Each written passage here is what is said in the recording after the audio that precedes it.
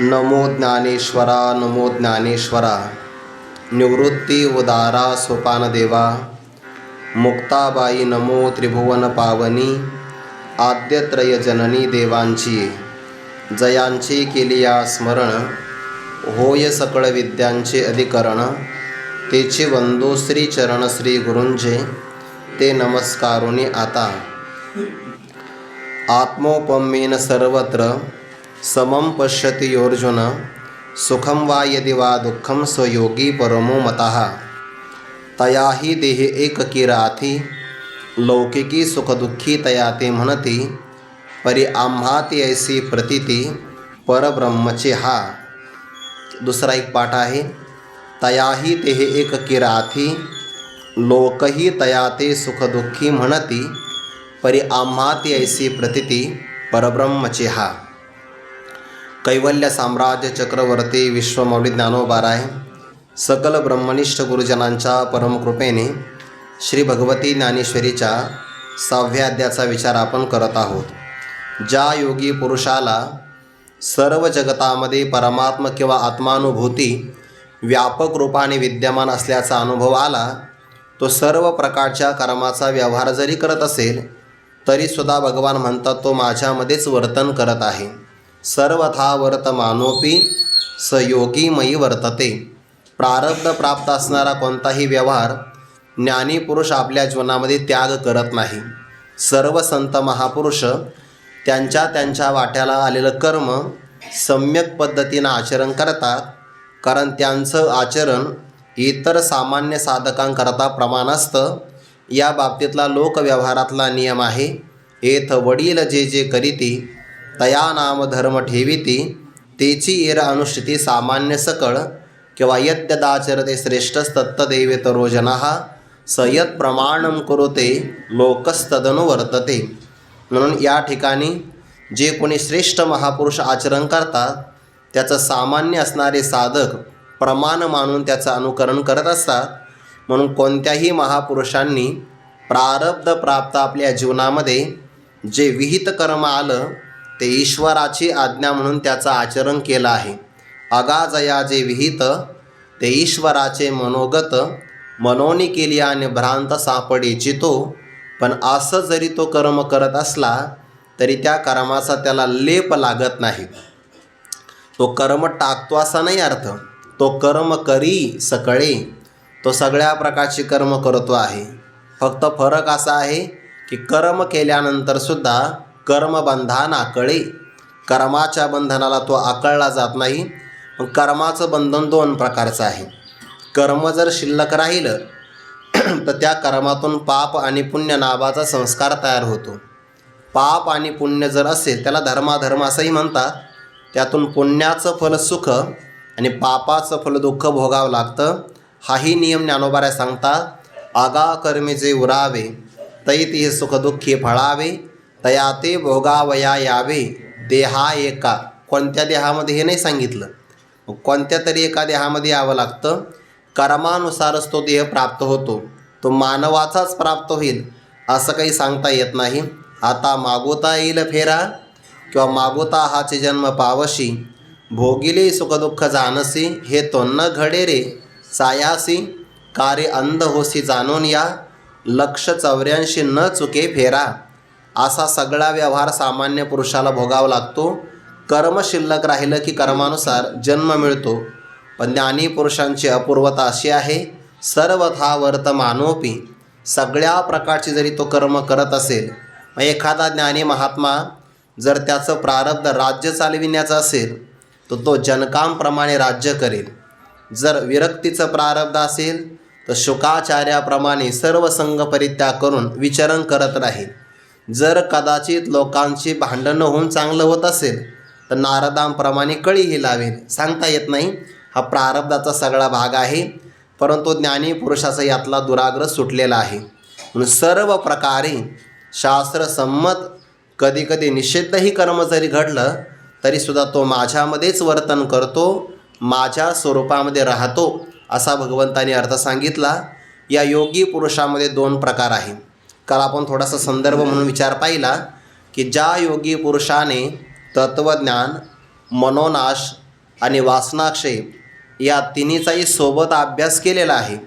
तत्त्वज्ञानाचा प्रभाव असा आहे, ज्या काळामध्ये योग्य अधिकाऱ्याला योग्य असणाऱ्या सद्गुरूच्या मुखारविंदातून तत्त्वमस्यादी महावाक्याचं श्रवण होतं आणि ते श्रवण झाल्याबरोबर ज्याच्या अंतःकरणाची वृत्ती अहम ब्रह्मास्मी या आकाराने तयार होते, अशी वृत्ती निर्माण झाल्याबरोबर ती अज्ञान आवरणाचा नाश करून अज्ञानकारी असणारं देह किंवा जगत याचा बाध करते.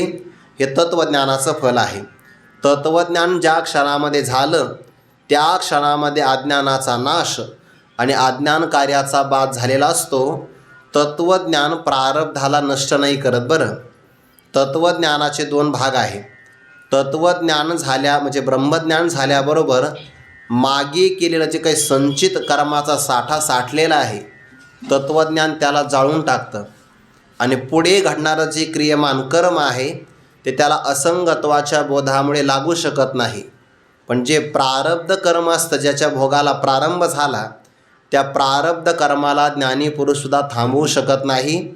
म्हणून प्रारब्ध कर्म भोगादेव क्षयः या अर्थाने म्हणावं लागतं, ना भोक्तम क्षीयते कर्म कल्पकोटी शतैरपि. कल्पावधी कोटी जरी कल्प निघून गेले तरीसुद्धा ते कर्म भोगल्याशिवाय पर्याय नाही, पण प्रारब्ध कर्म. तत्त्वज्ञान झाल्याबरोबर म्हणून जोपर्यंत प्रारब्ध कर्माचा भाग शिल्लक आहे तोपर्यंत जरी तत्त्वज्ञान झालं तर देह पडत नाही. आणि देह न पडता तत्त्वज्ञान जे झालेलं असतं, शास्त्रात याचा असा एक विचार आहे, जर प्रारब्ध कर्म भोगावं लागतं तर त्याला पर्याय नाही. आणि तत्त्वज्ञानानंतर नस पुनरावर्तते, तो पुन्हा जन्मालाच येत नाही, मग मोक्षाला प्राप्त होतो. तर याचा अर्थ असा घेतला आहे, कधी कधी प्रारब्ध एक कर्म देत आपलं जे जन्म देतं, कधी 2 जन्म, कधी 10, तर कधी प्रारब्धाने 100सुद्धा जन्म मिळू शकतात. मग आता प्रारब्ध भोगल्याशिवाय पर्याय नाही आणि तत्त्वज्ञान झालं की पुन्हा जन्म नाही. म्हणून शास्त्रकारांनी संगती असं सांगितली की शेवटच्या जन्मामध्ये तत्त्वज्ञान होत असतं.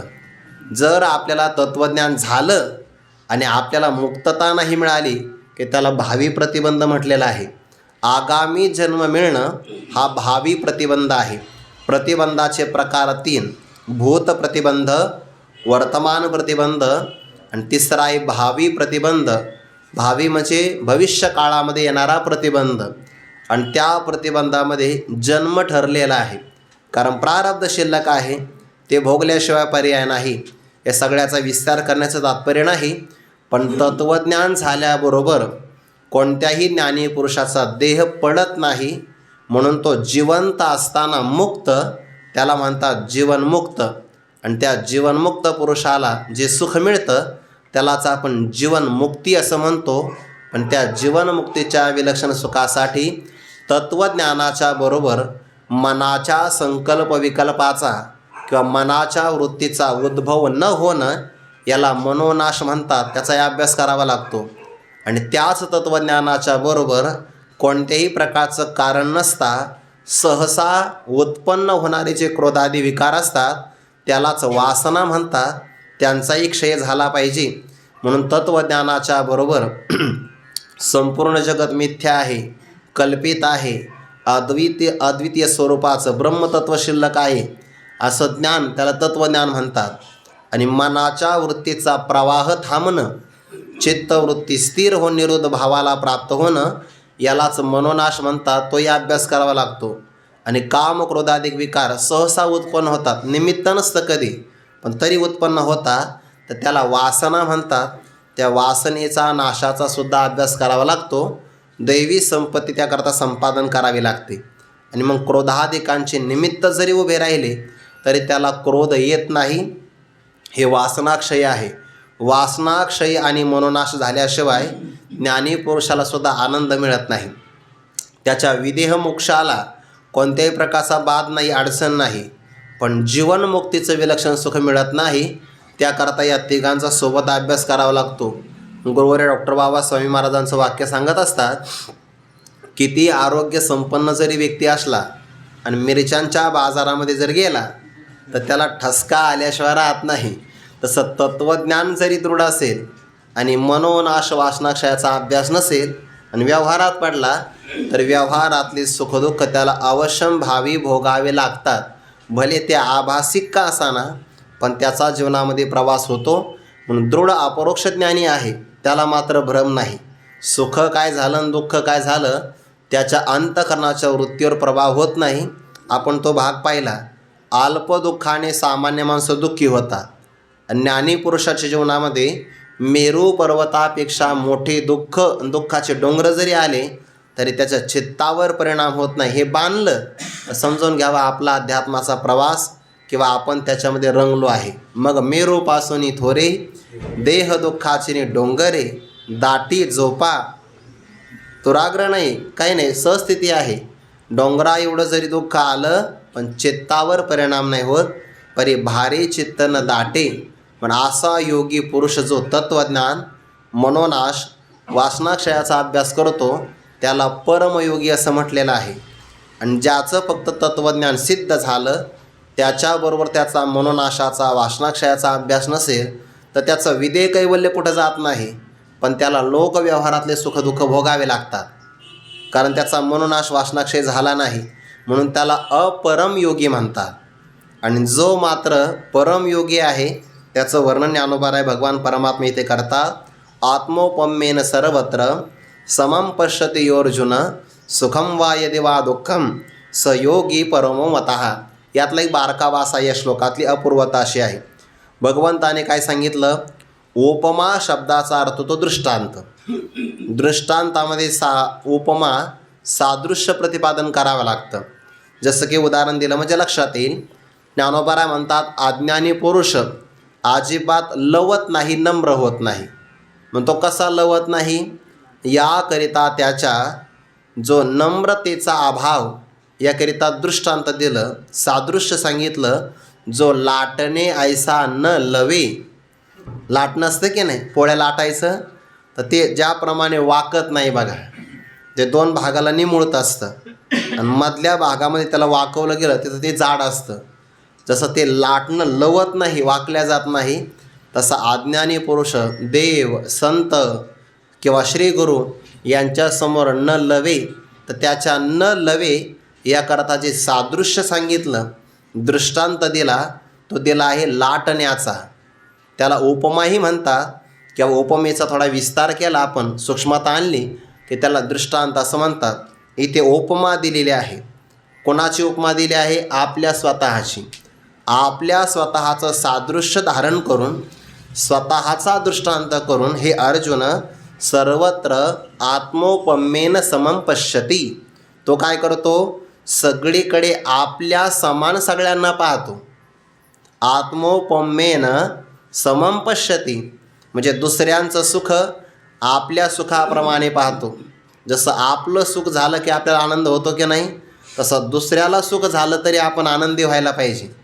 किंवा आपल्याला दुःख झालं की आपल्याला रडू येतं, तसं दुसऱ्यांचं दुःख पाहिलं की आपल्यालाही केश वाटले पाहिजे. व्यवहारामध्ये असं नाही घडत. दुसऱ्याचा आनंद पाहिला तर काही माणसाचं आपोआप पोट दुखतं दुसऱ्याचा आनंद पाहिला.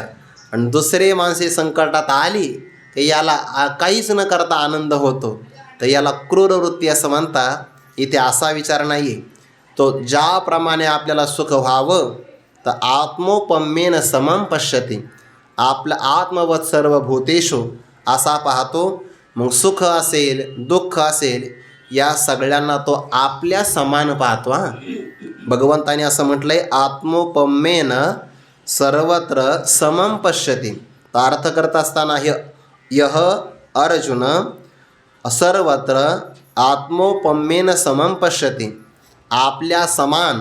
आत्मोपम्येन म्हणजे स्वतःचं दृष्टांत सादृश्य करून सगळीकडे आपल्या समान लोकांना पाहतो. सुखदुःख समान, सकळ जीवांचा कृपाळ, ज्ञानाचा उद्बोध, भक्ती प्रेमाचा कल्लोळ, सुख आणि दुःखाला तो आपल्या समान पाहतो. हा झाला श्लोकाचा अर्थ.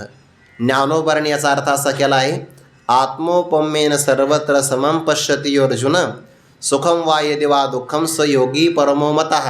सुखाला किंवा दुःखाला तो आपलं आत्मरूप पाहतो. आत्मोपम्येन सुखाला सुद्धा सुखही माझं स्वरूप आहे आणि दुःखाचे प्रसंग जरी आले तर दुःख वेगळं नाही, दुःखसुद्धा माझं आत्मस्वरूप आहे. हे आपलं विचारसागरामध्ये पहिल्याच तरंगामध्ये शंका घेतली होती. आणि का हो तुमचा मोक्ष कसा आहे? म्हणे सकल दुःखाची निवृत्ती म्हणजे अभाव आणि परमानंदाची प्राप्ती म्हणजे भाव. म्हणजे तुमचा मोक्ष कसा झाला? म्हणे भावाभावरूप झाला ना. दोन विरोधी धर्म एका ठिकाणी राहतात असा भावाभावरूप मोक्ष झाला. तर सिद्धांतांनी उत्तर दिलं, सकल दुःखाची निवृत्ती आणि परमानंदाची प्राप्ती. त्यामध्ये परमानंद प्राप्ती भावरूप आहे आणि सकल दुःखाची निवृत्ती अभावरूप नाही, ती सुद्धा भावरूपच आहे. म्हणजे कशी काय? म्हणजे ज्याप्रमाणे दोरीवर आपल्याला सर्प भासला तर भासणारा सर्प हा कल्पित असतो आणि मग आपल्याला अधिष्ठानाचं म्हणजे दोरीचं दोरी रूपाने ज्ञान झालं तर कल्पित पदार्थाचा अभाव नाही होत. कल्पिताची निवृत्ती अधिष्ठान ज्ञानानंतर अधिष्ठान रूप जशी व्हावी. म्हणजे मोक्ष फक्त भावरूपच सांगितला, भावाभावरूपाशी शंका घ्यायचं कारण नाही. तसं दुःख असेल किंवा सुख असेल हे कल्पित आहे आणि आत्मस्वरूपाचं ज्ञान झालं की सुख आणि दुःख या कल्पिताची निवृत्ती आपल्या अधिष्ठान आत्मस्वरूपाच्या ठिकाणी होते. म्हणून सुख जरी असेल दुःख जरी असेल तरी ते आपलं स्वरूप आहे. म्हणून ज्ञानी पुरुषाची ही भूमिका आहे बरं. सुखाला सुद्धा आपलं स्वरूप मानतो आणि दुःखाला सुद्धा आपलं स्वरूप मानतो येतो. दुःखाला सुद्धा वेगळं मानत नाही. या भूमिकेत आलं तर नुसता आनंद आनंद आहे. सुखी संतोषानं यावे, दुःखी विषादा न भजावे आणि लाभालाभ न धरावे मना माझी. भगवद्गीतेमध्ये जिथं जिथं सुख आणि दुःखाचा विचार आला की नाही त्याला जोडून सम शब्द आलाच बघा. आणि सम शब्द हा ब्रह्मवाचक आहे. सुख दुःखे समे कृत्वा समदुःख सुखस्वस्थः. सगळीकडे हे शब्द आलेले आहेत. तुम्ही कोणताही गीतेतला श्लोक घ्या, त्याच्यामध्ये सुख आणि दुःखाची जोडी आली की त्याच्या अगोदर सम शब्द आलेलाच आहे. समदुःख सुखस्वस्थः समलोष्टाश्मकांचनः तुल्यप्रिया प्रियो धीरस्तुल्य निंदात्मसंस्तुती. इथे आला 12व्या अध्यायामध्ये अद्वेष्टा सर्वभूतानां मैत्र करुण एवच निर्ममो निरहंकार समदुःख सुख क्षमी. सगळीकडे असा शब्द येतोय. म्हणून आपल्या सुखासमान किंवा आपल्या दुःखासमान आपल्यासारखंच जगताकडे पाहायचं हा एक अर्थ आहे.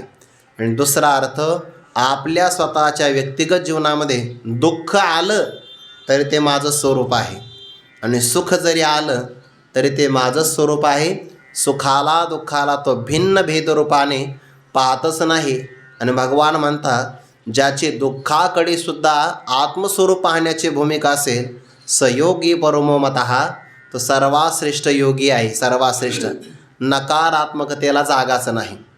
तैसा संसार जया गावा गेला साता पांडवा होवनी ठाके आघवा मोक्षाचाची. इथे सुद्धा कल्पिताची निवृत्ती भावरूपच आहे. या ओळीमध्ये अर्थ असायला लागतो बरं. किंवा 15व्या अध्यायामध्ये गोवी बघा, ज्ञानोबा म्हणतात, तैसी श्रीनिवृत्ती राजे अज्ञानपण हे माझे आणिले ओजे ज्ञानाची या. किंवा तिथं एक शब्द आहे, तया परिश्री गुरु करीती जे अंगीकारू ते होवने ठाके संसारू मोक्षमय आघवा. संसार तर कल्पित आहे आणि मोक्ष भावरूप आहे. तर श्री गुरूंनी ज्या काळामध्ये आपला अंगीकार केला तेव्हा सर्वचा सर्व संसार मोक्षमय होतो.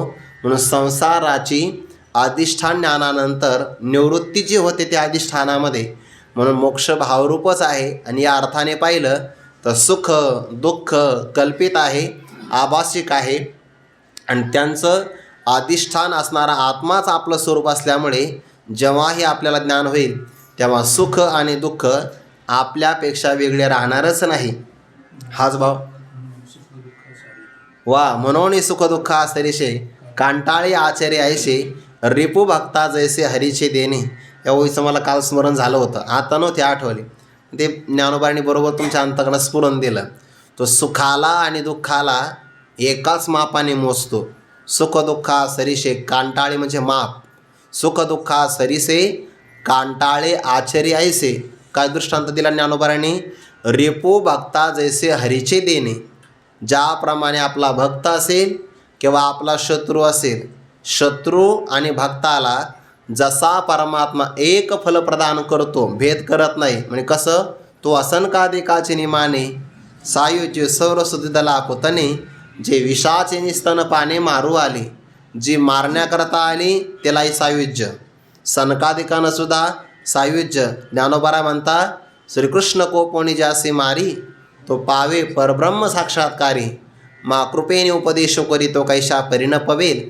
जसं हरीचं देणं समान आहे समान, रिपो आणि भक्ताला एकच फल देतो, तसं हा भक्त सुख आणि दुःखाला एकाच मापाने मोजतो. म्हणून त्याच्या चित्तवृत्तीवर सुखाचा हर्ष नावाचा विकार आणि दुःख प्रसंगाचा विषाद नावाचा विकार उत्पन्न होत नाही. हा कायम आनंदी राहतो कायम. एरवी तरी सुखदुःख कधी भोगावे लागतात? एरवी तरी सहजे सुखदुःख तैची सेवीचे, देह जळी होईचे मासोळीचे. ते मासोळी असते ना, ज्ञानोबाने अमृतानुभवामध्ये एक मासोळी आणलेली आहे. खूप गोड दृष्टांत आहे. ज्ञानोबारांच्या बुद्धिमताचा अथांग असणारा विचार त्या दृष्टांतामध्ये आपल्याला कळतो. काय चातुर्य ज्ञानोबारांचं. ज्ञानोबारा म्हणतात, मिठापासून एक मासोळी तयार केली. मिठापासून तयार केली मासोळी, मिठाच्या आकाराची. आणि एका योगी पुरुषाने त्याला जिवंत केलं. मासोळी मिठापासून तयार केली. जेव्हा तयार केली तेव्हा जमिनीवर होती, तेव्हा ती निर्जीव होती. पण तिच्यामध्ये एखाद्या योगी पुरुषाने प्राण फुंकला, त्याच्यामध्ये प्राण आला. मग आता ती मासोळी पाण्यामध्ये जिवंत राहील का बाहेर जिवंत राहील? मासोळी असल्यामुळे बाहेर जिवंत राहणार नाही, आणि मिठाचे असल्यामुळे पाण्यात राहणार नाही. काय दृष्टांत आहे. तसं अविद्या कधी आहे? कधी लवणाची मासोळी जरी झाली जिव्हाळी, तरी जळाना जळा वेगळी न जिये जेवी. ते पाण्यातही जगत नाही आणि पाण्याच्या वेगळी सुद्धा राहत नाही. काय दृष्टांत आहे. असा दृष्टांत आतापर्यंत मराठी वाङ्मयातही नाही आणि संस्कृत वाङ्मयामध्ये पण नाही. कोणाच्याच कल्पनेची झेप इतकी उंच जाणार नाही की जे ज्ञानोबा म्हणतात लवणाची मासोळी. अगं लवणाची मिठाची आहे आणि त्याला जिवंत केलं, पाण्यातही राहू शकत नाही कारण मिठाची आहे. म्हणून पाण्याबाहेर ठेवा, अरे मासोळी येते, त्यामुळे पाण्याबाहेर राहू शकत नाही. अविद्येची कधी सिद्धी आहे का? कोणत्याच काळात नाही. असं सुखदुःख कधी भोगावे लागतात. जशी मासोळी पाण्यात आहे, ते पाण्याच्या वेगळी राहू शकत नाही, तसं देह नावाचं जल आणि त्यामध्ये जीवात्मा मासोळी होऊन राहतो. म्हणून त्याला सुखदुःख भोगावे लागतात. एरवी तरी सहजे सुखदुःख तैची सेवेचे, देह जळी होईचे मासोळीचे. आणि हा महात्मा देह तादात्म्य सोडून आलेला आहे. आता शरीरी तरी आहे, परी शरीराचा तो नव्हे. शरीरात आहे पण त्याचा आणि शरीराचा संबंध नाही, म्हणून तर सुखदुःख त्याला भोगावे लागत नाही. म्हणून सुख असेल, दुःख असेल, शुभाशुभ कर्म असेल, असे दोन्ही मनोधर्मी मनाचे विकार तो जाणत नाही. समविषम भाव जसे असेल ते सगळेच्या सगळे माझे अवयव आहे. आणि ज्ञानोबा म्हणतात, अर्जुना हे एक एक तुला किती विस्ताराने सांगावं, हे एक एक काय सांगावे. जया म्हणजे ज्याला त्रैलोक्याची आघवे मी ऐसे स्वभावे बोधा आले. संपूर्ण त्रैलोक्य म्हणजे मीच आहे, म्हणजे मी त्रैलोक्यामध्ये व्याप्त आहे, किंवा त्रैलोक्याचा विस्तार माझ्या आत्मस्वरूपाच्या अधिष्ठानावर झालेला आहे. म्हणून त्रैलोक्य माझ्यापेक्षा वेगळं नाही. काल आपण दृष्टांत पाहिला होता. जसे एखादी व्यक्ती स्वप्नातून जागी झाली तर ते काय म्हणते, जैसा छेई लातो अर्जुना म्हणे स्वप्नीची ही विचित्र सेना, मीची झालो होतो ना निद्रावशे. आता सेना ते सेना नव्हे, हे मीची एक आघवे, ऐसे एकत्वे मानवे विश्वतया. स्वप्न जे पडतं ना ते संस्कारानुसार पडतं, आणि संस्कार हा जागृतीच्या चिंतनाचा परिणाम असतो. जागता जो असीचे तव जेने ध्याने भावना भावीजे, डोळा लागत खेवो देखीजे तेचे स्वप्नी. म्हणून ज्ञानोबारांनी अर्जुनाकरताही उदाहरण दिलं. एखादी व्यक्ती स्वप्नातून जागी झाली आणि जर तो सैनिक असेल तर तो स्वप्नामध्ये सगळी सेना पाहतो, सेना. आणि जाग झाल्यानंतर काय म्हणतो, स्वप्नीची विचित्र सेना, मी स्वतः झालो होतो निद्रावशे.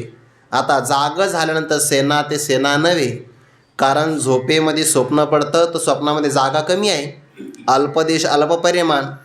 लहानशा खोलीमध्ये एवढं रणांगण नाही ना मावू शकत. मग याचा अर्थ स्वप्न खोटं आहे, प्रतीतीला येतं. आणि जे खोटे पदार्थ प्रतीतीला येतात तर त्या खोट्या पदार्थाला पाहणारा द्रष्टा हाच त्या पदार्थांचं उपादान कारण असतो. म्हणजे स्वप्न पाहणारा स्वप्नस्थ पदार्थाच्या रूपाने नटलेला असतो, पण हे त्याला जाग झाल्यावर कळतं. तसं या ज्ञानामध्ये संपूर्ण जगताच्या रूपाने जेवढं काही अनुभवाला येतं त्या रूपाने मीच नटलेलो आहे. जया त्रैलोक्याचे आगवे मीच आहे ऐसे स्वभावे बोधा आले. स्वभावत सहजच त्याच्या अनुभवाला ते आलं, इतका तो व्यापक रूपाला प्राप्त झाला. असा जरी महात्मा असेल तर त्याच्याकडे सुद्धा पाहण्याची दृष्टी सामान्य लोकांची लौकिक असते. आणि भगवान म्हणतात आमची मात्र वेगळी आहे बरं. तयाही देह एक किर आती. कारण असा जरी महात्मा असेल, त्रैलोक्याचे आगवे बोधा आले, तरी या व्यापक ज्ञानामध्ये तत्त्वज्ञान झाल्यानंतरही प्रारब्ध शिल्लक असल्यामुळे त्याचा देह पडत नाही, म्हणून तो जीवनमुक्त आहे. म्हणून तयाही त्यालासुद्धा देह एक किर आती, त्यालासुद्धा एक देह निश्चित आहे. मग तो कोणता आहे? त्या देहामध्ये अडचण कोणती नाही. तो कोणत्या वर्णाचा आहे, कोणत्या आश्रमाचा आहे, कोणत्या जातीचा आहे, यामध्ये कोणताही प्रतिबंध नाही. फक्त त्याला देह आहे आणि तो मानवी देह आहे, मनुष्याचा देह त्याला प्राप्त आहे. त्याच्याकडं पाहिल्यानंतर लौकिकी म्हणजे लोकव्यवहारामध्ये किंवा लोकही तया ते सुख दुःखी म्हणती. तो आता सुखी आहे, आता दुःखी आहे असं त्याला म्हणतात. परंतु आम्हाला जर विचारलं ना तर भगवान म्हणतात आम्हा तेसी प्रतिती परब्रह्मची. आमची मात्र अनुभूती प्रतिती अनुभव असा आहे की लोक त्याला काय म्हणतात, त्याला महत्त्व नाही. आम्ही म्हणतो की तो साक्षात परब्रह्म आहे. हे कोण म्हणतं? साक्षात परब्रह्मच म्हणत आहे. भगवान श्रीकृष्ण परमात्मा परब्रह्म आहे आणि ते परब्रह्म त्या महात्म्याला काय म्हणतात? परब्रह्म आहे. म्हणजे त्याचं माझं ऐक्य आहे. ज्ञानी त्वात्मैव मे मतम वासुदेव सर्वमिती स महात्मा सुदुर्लभ. भक्त म्हणतो देव माझा आहे आणि देव काय म्हणतात? तो माझा आहे. 7व्या अध्यायामध्ये एक ओवी फार गोड आहे बघा. नानाचे निउचलेलेपणे मी ऐसा तो म्हणे, म्हणून मीही तैसेची म्हणे उचंबळाला साता. तो काय म्हणतो? देव माझा आत्मा आहे. मग देवही म्हणतात तो माझा आत्मा आहे. 12व्या अध्यायामध्ये अशी ओवी पण आलेली आहे. भगवान म्हणतात अर्जुना त्याचं माझ्यावर इतकं प्रेम आहे. सुरुवातीला उदाहरण दिलं की तो वल्लभा मी कांताय सापडी, हे ना तो आवडे मज जीवाचे निपाडे. हेही येतं थोकडे रूप करणे. पण काय करावं, आवडता विषय असल्यामुळे उपमा दिली की तो वल्लभा मी कांत, नाही तर ही कमी पडते. हे नाही, तो माझा आवडे जीवाचे निपाडे. जसा आपला प्राण आत्मा आपल्याला आवडतो तितकाच तो मला आवडतो. एरवी ज्ञान याचो म्हणजे तो चैतन्यचे केवळ माझे, हे न म्हणावे परी काय की जे न बोलो ने बोलो. हे खरं तर म्हणता येत नाही, पण काय करावं, जे शब्दात सांगता येत नाही ते कधी कधी शब्दात सांगावं लागतं. हे न म्हणावे परी काय की जे न बोलणे बोलो. जे बोलता येत नाही ते सुद्धा कधी कधी शब्दात सांगावं लागतं. म्हणून भगवंताने असं म्हणणं की तो परब्रह्मच आहे, याचा अर्थ देवालासुद्धा हे मान्य की तो माझा आत्माच आहे. त्यालासुद्धा एक देह आहे. प्रारब्ध आहे ज्ञानी पुरुषाचं, त्यामुळे त्यांना देह मिळतो. तो कोणत्या प्रकारामध्ये मिळाला याला ज्ञानी पुरुष फार महत्त्व देत नाही. नारद महर्षींनी भक्तिसूत्रामध्ये म्हटलं आहे, जो भक्त असेल त्याच्या जीवनामध्ये काही गोष्टी पाहता येत नसतात. नास्ति तेषु जाती विद्या रूप कुल धन क्रियादी भेदः. या 6 गोष्टी त्याच्याकडे पाहायच्या नसतात. त्याची जाती काय आहे? नास्ति तेषु जाती, तो कोणत्या जातीत जन्माला आला. विद्या, किती विद्वान आहे. त्याचं रूप कसं आहे, कोणत्या कुलातला आहे किंवा किती श्रीमंत आहे. कर्म काय करतो, या 6 गोष्टी पाहायच्या नसतात. आणि भगवानच पाहत नाही ना.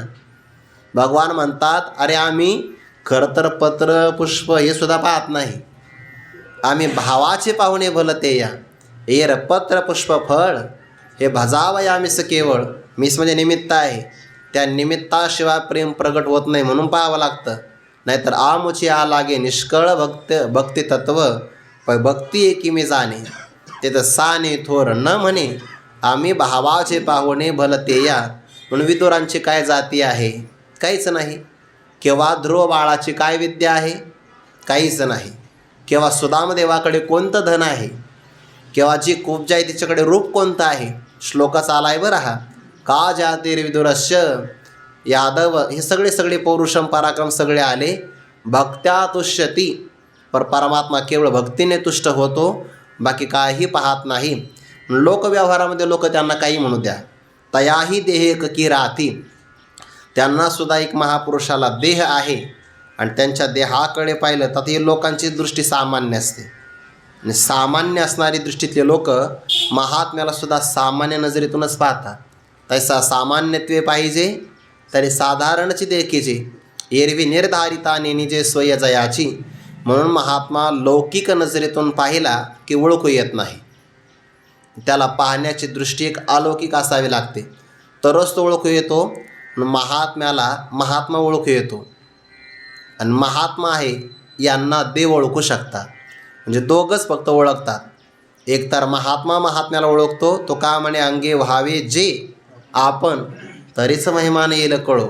किंवा ऐसी वर्मे मज दावे नारायणा अंतरीच्या खुना प्रकटोनी. म्हणून एक तर संतांना देव जाणू शकतात किंवा संतांना संत ओळखू शकतात. बाकीचे माणसं संतांना ओळखत नाही. फार झालं तर त्रास देतात, ओळखू शकत नाही. तेवी उन्मत ते जगे, 24 तशी आली ना, तेवी उन्मत ते जगे जयाशी खंती न लगे आणि जयाचे अंगे न शिने लोकू. उपनिषदामध्ये उदाहरण आलंय. जानश्रुती नावाचा राजा आहे, फार मोठे यज्ञ केले आणि यज्ञाचं पुण्य एवढं झालं की आस म्हणतात त्याचा तपाचा प्रभाव तेज प्रगट होऊ लागलं. आकाशमार्गे रात्री त्यांनी भोजन केलं, शतपावली करत होता आपल्या राजमहालावर वाड्यावर. तिथून 2 हंस आकाशमार्गे उड्डाण करून चालले. एक तरुण हंस पुढं चालला आणि वृद्ध मागे राहिला. तो वृद्धाला अनुभव जास्त असतात. तोला बाळा वेगात जाऊ नको, तुझे पंख जळतील. तर तो पुढे जाणारा म्हटला अहो पंख जळणार नाही म्हणे.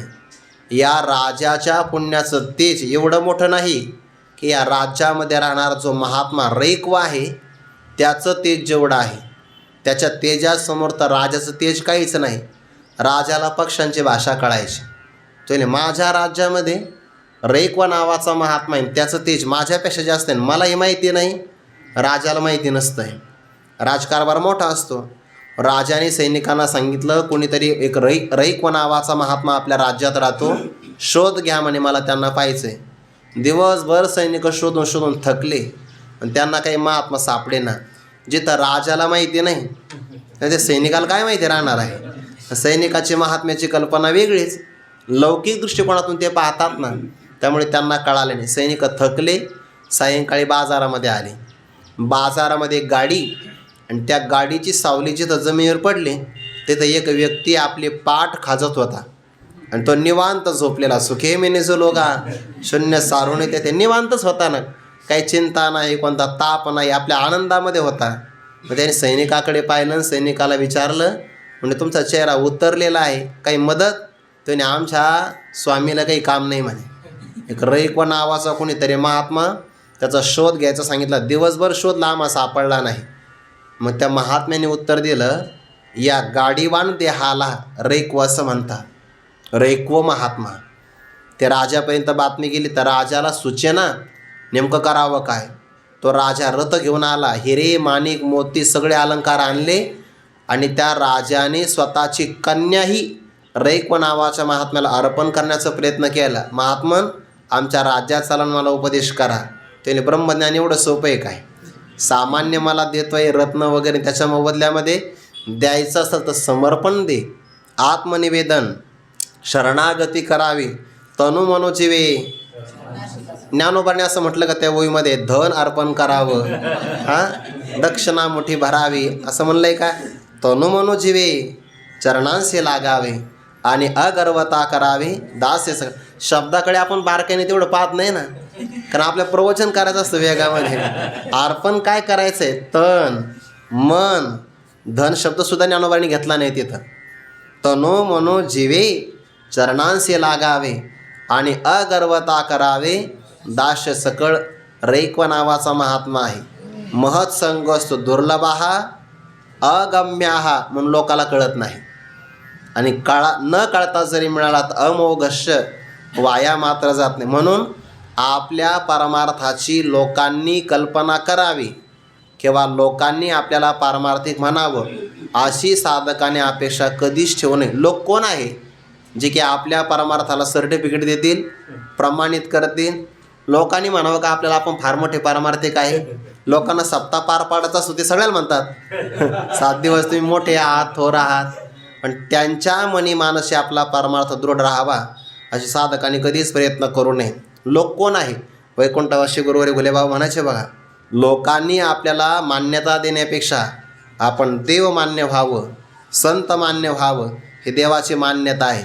आम्हा त्याची प्रतिती परब्रह्मच्या. लोकांनी आपल्याला मानावं आणि त्यांनी मानण्यासाठी आपण स्वाध्याय करावा, साधना करावी हे फार अलीकडचं लक्षण आहे. लोकवासना आहे. लोकांनी आपल्याला म्हणूच नाही खरं तर हा पारमार्थिक आहे म्हणून. उलट अंतरंगातली साधना करता येते. ज्या दिवशी लोक म्हणतात ना तुम्ही सिद्ध महात्मे, सुटली साधना. काही नाही. लोक कोण प्रमाणित करणार? त्यांना एवढी दृष्टी आहे का आपल्या परमार्थाचं मोजमाप घ्यावं, एवढी नजर आहे का त्यांना? आणि आपण अपेक्षा त्यांच्याकडून करतो की त्यांनी आपली किंमत करावी. अरे हिरा जो असतो ना, हिरा, त्या हिऱ्याने भाजीपाल्याच्या बाजारामध्ये जाऊन अशी अपेक्षाच करू नये की ज्याने गाजर पारखी त्याने आपली किंमत करावी. अरे तो हिरा आहे, तो किंमत करू नये. तो रत्न पारख्यांकडून अपेक्षा कर. तसं साधकाने अपेक्षा करावी की आपल्या गुरुदेवाने आपलं कौतुक करावं, ज्ञानोबाने आपल्याला आपलं म्हणावं, देवाने आपल्या हृदयाशी कवटाळावं. कारण रत्नाची पारख त्यांनाच आहे. म्हणून आपण काय म्हणतो, नाही सगळ्या महाराष्ट्राने मला मानलं पाहिजे. आणि कोण वर्षभरचे परमार्थाकडे येत नाही.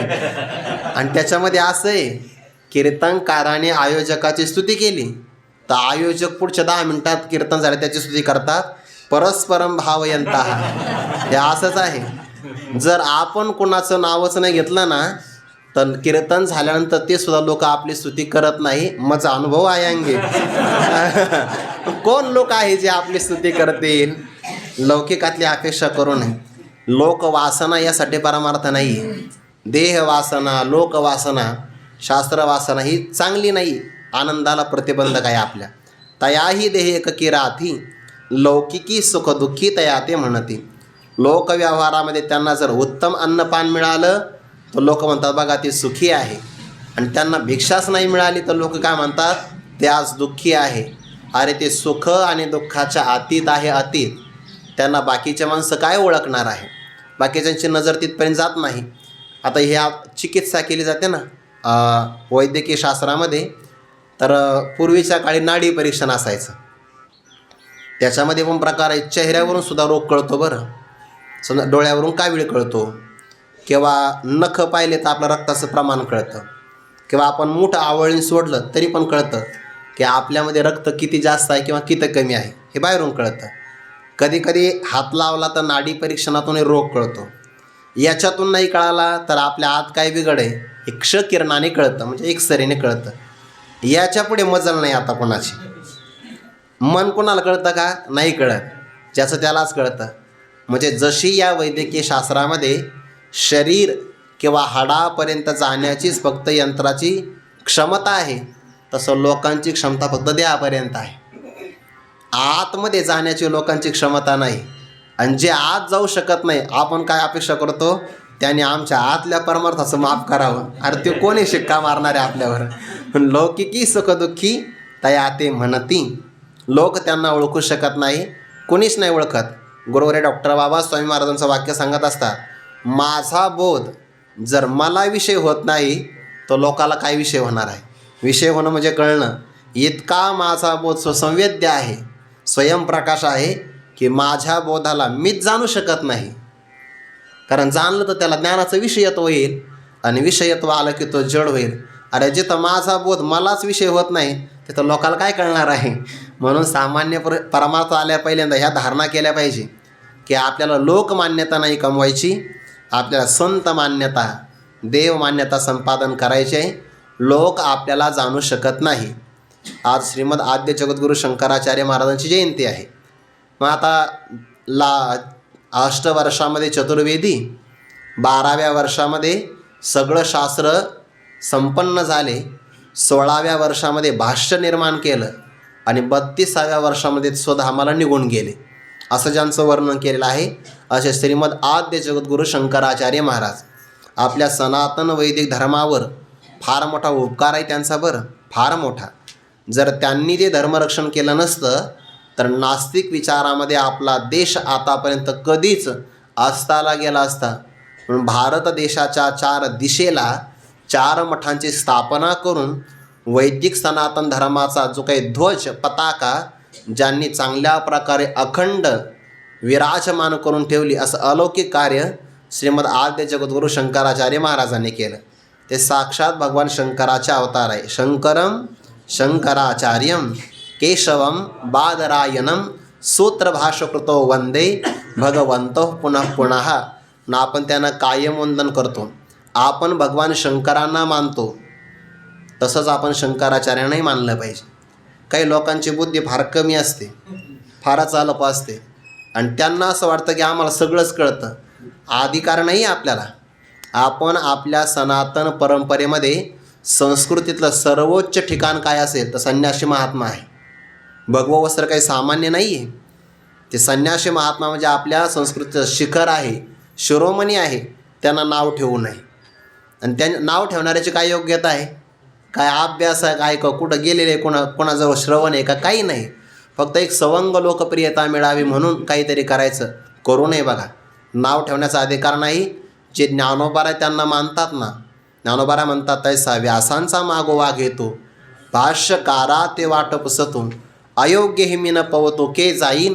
हे ज्ञानोबारांनी शंकराचार्यांना केलेलं वंदन आहे. नाथ महाराज भागवतामध्ये म्हणतात, वंदो आचार्य शंकरू जो ग्रंथार्थ विवेक चतुरू, सारुनी क्रमटतेचा विचारू, प्रबोध दिन करू उगवला. हे त्या नाथ महाराजांनी त्यांचं केलेलं स्तवन आहे. आणि काही ठिकाणी तुकोबरांचं हे प्रमाणही मानलं जातं, तुका करी प्रणिपात दंडवत आचार्या किंवा आचर्या, असा एक पाठभेद आहे बरं. त्यामध्ये ज्ञानोबारे सुद्धा मानतात, नमस्कार करतात आणि नाथ महाराजसुद्धा वंदन करतात. एवढे मोठे त्यांचे उपकार आहे. साक्षात भगवान शंकराचे अवतार आहे. लहान वयामध्ये संन्यास ग्रहण केले. भिक्षा मागायची आहे.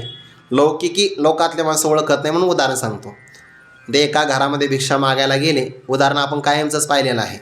लौकिकी सुखदुःखी तया ते म्हणती, परी आम्हा ती ऐशी प्रतिती परब्रह्मची हा. तो परब्रह्म स्वरूपच कसा आहे याकरिताही संदर्भ. आचार्य भिक्षा मागण्याकरता गेले. त्या घरातल्या सौभाग्यवती मातेनं आचार्यांना भिक्षा वाढली. पण भिक्षा वाढताना चेहरा नाराज होता, अप्रसन्नता दिसली. आणि विचारला, आई तुम्ही नाराज दिसता, काय कारण? म्हणजे महाराज, प्रापंचिक व्यक्तीला एवढे दुःख असतात, त्याचा पाडा कुठपर्यंत वाचावा ते तुम्हाला नाही कळणार. पण तरीसुद्धा सांगा, जर काही उपाय करता आला तर निवारण करण्याचा मी प्रयत्न करतो. म्हणजे आम्हाला पुत्र नव्हता तोपर्यंत पुत्र प्राप्तीची अपेक्षा होती. आता पुत्र प्राप्त झाला, 8 वर्ष वय त्याचं, पण अजून शब्दाने बोलला नाही, रडला सुद्धा नाही, शब्दाने बोलत नाही. बोलला असता तर गायत्री मंत्राचा उच्चार करून उपनयन संस्कार करता आले असते, पण बोललाच नाही. रडलाही नाही. स्तनपान करण्यासाठी सुद्धा हट्ट नाही त्याचा. तो आतून तृप्त आहे ना. जो आतून तृप्त आहे त्याला काही क्षुधा तृषेचा आडदर काहीच नाही. म्हणून बोलला नाही म्हणून वडील नाराज आहे. आणि स्तनपानादी भाव नाही म्हणजे वात्सल्य सुखाचा आनंद मातेला मिळाला नाही म्हणून आई नाराज आहे. मग शंकराचार्य म्हणतात, तुमचा मुलगा आम्हाला दाखवा बरं. तो मुलगा बाहेर आणला. चेहरा पाहिल्याबरोबर कळालं दर्शनाची प्रशस्ती पुण्यपुरुष आहे. पुण्यवान पुरुष महात्मा हा आहे. परंतु लोकव्यवहारात त्याला कोणी जाणत नाही. लौकिकी सुखदुःखी तया ते म्हणते. आणि मग शंकराचार्याने पाहिलं, परी आम्हा त्याशी प्रतिती परब्रह्मचे हा. आणि बालका मग तू कोण आहे? मी आपण हस्तामलकांचं चरित्र पाहतो. आचार्याने प्रश्न विचारला, कस त्वं शिशो कश्य कुतोषि गंता किन्नाम ते त्वं कुत आगतोसी एतन्मयोक्तं वदचार्भकत्वं मत्प्रीतये प्रीतिविवर्धनोषी. बालका तू कोण आहे, कोणाचा आहे, कुठून आला, कुठं जाणार आहे, या सगळ्या प्रश्नाची मला उत्तर दे. तुझ्यातलं आणि माझ्यातलं संवाद आणि प्रेम वाढलं पाहिजे या कारणासाठी.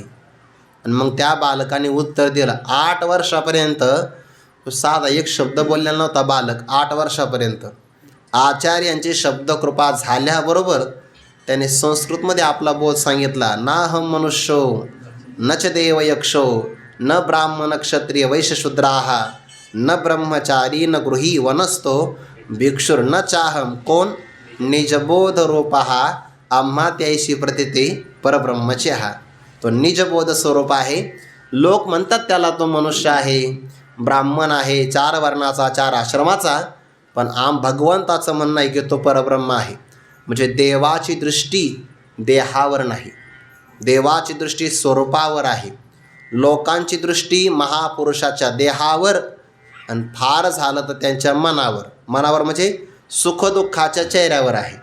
त्या पंचदशीकाराने म्हटलंय सुखदुःखाची कल्पना ही मनुष्याच्या चेहऱ्यावर कळते. मुख दैन्य विकासाभ्याम परदुःख सुखो हनम. मुखाचं दैन्य असेल तर दुःख असतं आणि मुखाचा प्रफुल्लितपणा असेल तर सुख असतं. सुखदुःखाची कल्पना चेहऱ्यावर होते. मुख दैन्य विकासाभ्याम परदुःख सुखो हनम. दुसऱ्याच्या दुःखाची सुखाची कल्पना मुखाच्या दैन्यावर, दीनतेवर आणि विकासावर कळते. म्हणून लोक फक्त चेहऱ्याकडे पाहतात, चेहऱ्यावरच त्यांना कळतं सुखदुःखाची अपेक्षा, त्याच्या आतमध्ये ते मात्र पाहू शकत नाही. पण भगवान म्हणतात परी आम्हा तेसी प्रतिती परब्रह्मची हा. तो साक्षात परब्रह्म आहे. या कारणामुळे मनोनी आपण पा विश्व देखीजे आणि आपण विश्व होईजे ऐसे साम्यची एक उपाशीजे पांडवागा. हे तू ते बहुती प्रसंगी आम्ही म्हणो याचे लागी जे साम्या परोती जगी प्राप्ती नाही. काय देवाची दया आहे. देवाला सुद्धा असं वाटतं की अर्जुनाने काय व्हावं. देवाला असं वाटत नाही अर्जुनाने मोठा कीर्तनकार व्हावं, नाही वाटत देवाला.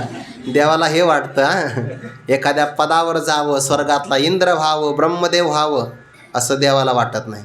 देवाला वाटतं की तू काय करावं, साम्या परोती जगी प्राप्ती नाही, या समभावाला ब्रह्मभावाला तू प्राप्त व्हावं, की ज्या ब्रह्मभावामध्ये सुख आणि दुःखसुद्धा आपलं स्वरूप आहे.